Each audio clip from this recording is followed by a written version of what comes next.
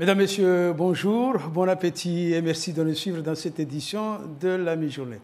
Le retour à la normale depuis la levée des barrages se fait progressivement. C'est le cas des transports scolaires. Une de nos équipes s'est rendue chez un transporteur du Nord où une grande partie des bus sont restés au dépôt à la reprise des cours. Ils sont en panne de batterie. Le reportage de Laini Saïdachim et Daniel Abdou. L'atelier de cette société de transport scolaire tourne à plein régime depuis la levée des barrages. Plusieurs dizaines de bus sont hors service. Les batteries se sont déchargées à cause d'un stationnement prolongé au dépôt. Ce sont des batteries de 12 volts 170 ampères qui seront montées en série, c'est-à-dire doublées. Le voltage va être doublé comme c'est des bus qui démarrent en 24 volts. Donc ça va être un montage en série. Donc depuis ce matin, on a changé quand même pas mal de bus. On a eu aussi des cas où des véhicules avaient une durée des contrôles techniques qui étaient dépassés. Donc on a mis en place avec le centre de contrôle technique des rotations pour pouvoir effectuer ces 10 contrôles. Les agents doivent préparer l'ensemble des véhicules afin que les conducteurs bloqués en raison du mouvement de grève contre l'insécurité puissent les récupérer progressivement. On a environ 70% de nos véhicules Matisse qui sont sur le réseau. Donc à la levée des barrages, on va commencer à récupérer les élèves à partir de demain sur le réseau. Donc on n'aura pas un fonctionnement à 100%. Les batteries installées, les véhicules subissent d'abord un test avant de passer au lavage. Celui-ci est prêt à reprendre le service. La vie socio-économique reprend timidement mais sûrement. Ce matin, dans votre émission Zakweli, la patronne du MEDEF, Carla Baltus, s'est exprimée sur les mesures d'urgence préconisées par la préfecture pour venir en aide aux entreprises locales. On l'écoute au micro d'Andira Kotondavola.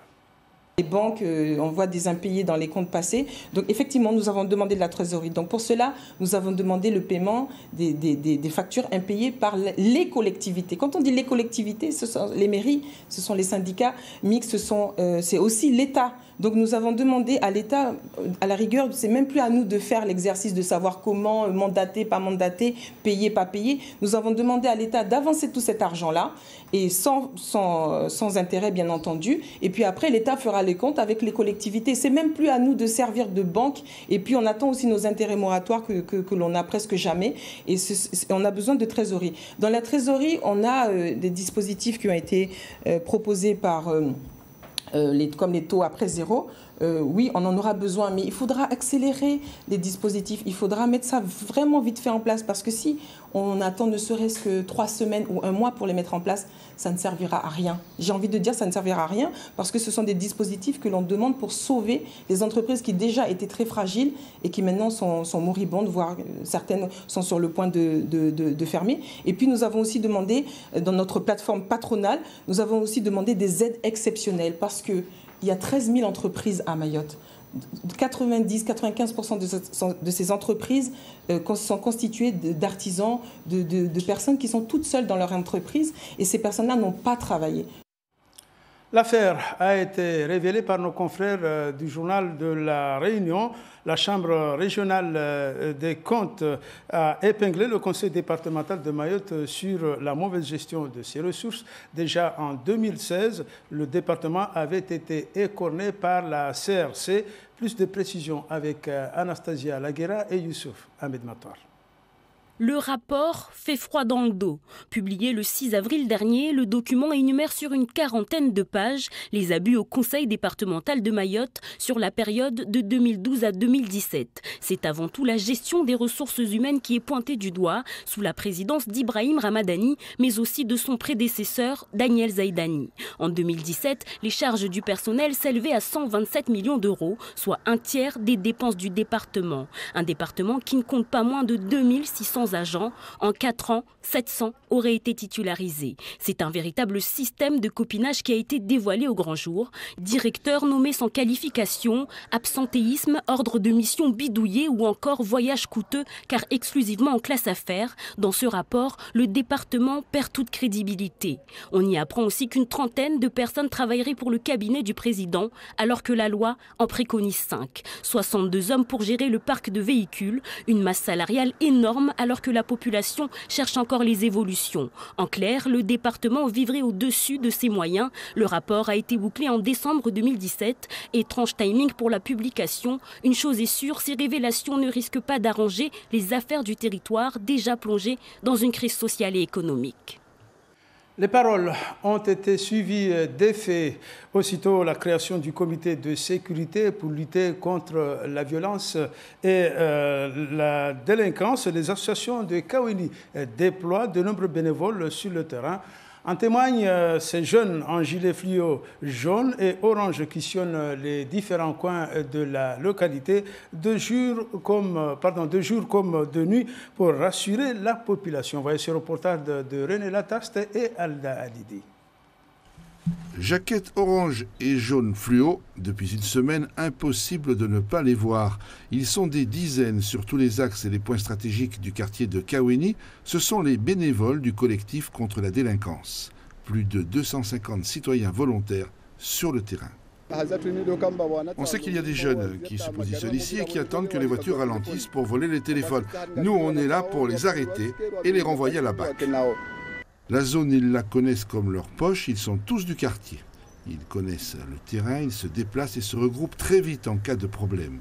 Si nous sommes ici alors qu'il y a un délinquant qui voulait faire des dégâts, donc on les appelle pour l'expliquer ce qu'on faisait ici. Si il ne voulait pas nous comprendre, donc on appelle directement la police pour qu'on puisse venir le récupérer. Et puis vous êtes nombreux, c'est une force. Oui, nous sommes nombreux parce que c'est pour montrer aux gens que nous sommes là pour sécuriser pour surveiller toute la ville de Kawéni.